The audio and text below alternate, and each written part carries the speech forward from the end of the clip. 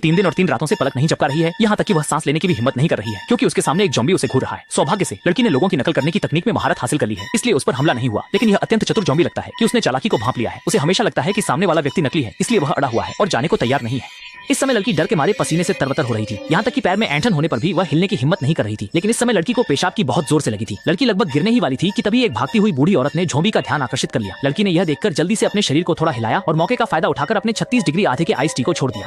प्रत्याशित रूप से जब वह राहत महसूस कर रही थी, तब बुढ़िया की सॉसेज ज़ॉम्बी द्वारा लड़की के कंधे पर फेंक दी गई और इस गर्मागर्म गंध ने महिला को उल्टी जैसा महसूस कराया। लेकिन बगल में गाड़ी धकेलने का नाटक कर रहे साथी छोटे काले को देखकर, जो बिल्कुल भी परेशान नहीं था, लड़की की प्रतिस्पर्धा की भावना जाग उठी और उसने उसे फिर से निगल लिया।